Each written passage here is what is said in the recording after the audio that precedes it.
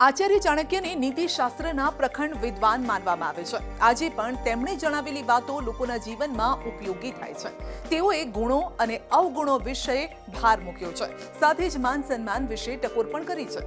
આચાર્ય ચાણક્યએ કેટલીક વાતો અન્ય લોકોથી ગુપ્ત રાખવાની પણ સલાહ આપી છે। ત્યારે જાણીએ એવી કઈ બાબતો છે જે શેર કરવાથી વ્યક્તિનું માન સન્માન ઓછું થઈ જાય છે। દુનિયાના મહાન રાજદ્વારી, રાજકારણી અને માર્ગદર્શક આચાર્ય ચાણક્યએ દાંપત્ય જીવન માટે પણ મહત્વના સૂત્ર જણાવ્યા છે।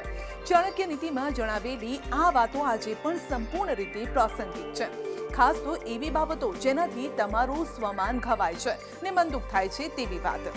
આચાર્ય ચાણક્યએ નોકરી વ્યવસાયમાં થયેલી હાનિ કે નુકસાન અંગે બીજાને જાણ કરવાની મનાઈ કરી છે। તેમના મતે જો કોઈ વ્યક્તિ તેની નોકરી જવા વિશે કે ધંધામાં નુકસાન વિશે બીજાને કહે છે તો તેનું સન્માન ઓછું થઈ જાય છે। ઘણા લોકો એવા હોય છે જે તમારા વ્યક્તિત્વથી નહીં પરંતુ તમારી સંપત્તિ, વ્યવસાય અને તમારી પોસ્ટથી તમને જજ કરે છે, માટે આવા લોકોને પણ તમારી પ્રગતિ વિશે વધુ વાત ન કરવી જોઈએ। આચાર્ય ચાણક્ય મુજબ પતિ પત્નીનો સંબંધ વિશ્વાસ પર આધારિત હોય છે, માટે બંને વચ્ચે થયેલી બાબતોને ત્રીજી વ્યક્તિ સાથે ક્યારેય શેર ન કરવી, તેનાથી ઝઘડાની સંભાવના વધે છે। સાથે જ પોતાના અપમાનની ચર્ચા ક્યારેય કોઈની સાથે ન કરવી, તેનાથી આપનું સન્માન ઘટે છે। આમ કરવાથી આપ બીજાના મેણા ટોણાથી બચીને રહી શકો છો। એટલું જ નહીં, જ્યાં તમે જોબ કરો છો એટલે કે નોકરી કરો છો ત્યાંની મહત્વપૂર્ણ વાતોને કોઈની સાથે શેર ન કરો।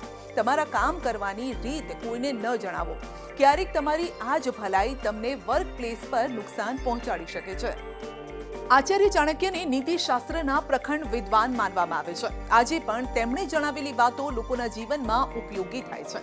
તેઓએ ગુણો અને અવગુણો વિશે ભાર મૂક્યો છે, સાથે જ માન સન્માન વિશે ટકોર પણ કરી છે। આચાર્ય ચાણક્યએ કેટલીક વાતો અન્ય લોકોથી ગુપ્ત રાખવાની પણ સલાહ આપી છે। ત્યારે જાણીએ એવી કઈ બાબતો છે જે શેર કરવાથી વ્યક્તિનું માન સન્માન ઓછું થઈ જાય છે। દુનિયાના મહાન રાજદ્વારી, રાજકારણી અને માર્ગદર્શક આચાર્ય ચાણક્યએ દાંપત્ય જીવન માટે પણ મહત્વના સૂત્ર જણાવ્યા છે।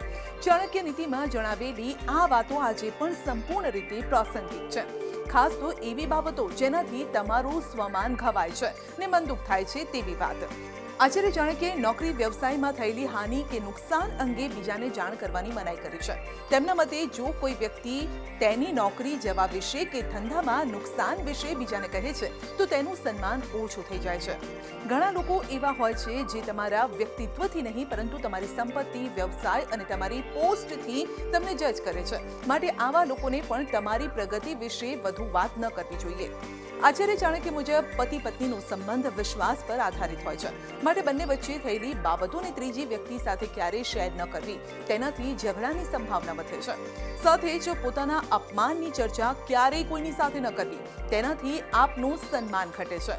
આમ કરવાથી આપ બીજાના મેણા ટોણાથી બચીને રહી શકો છો। એટલું જ નહીં, જ્યાં તમે જોબ કરો છો એટલે કે નોકરી કરો છો ત્યાંની મહત્વપૂર્ણ વાતોને કોઈની સાથે શેર ન કરો। તમારા કામ કરવાની રીત કોઈને ન જણાવો, ક્યારેક તમારી આ જ ભલાઈ તમને વર્ક પ્લેસ પર નુકસાન પહોંચાડી શકે છે।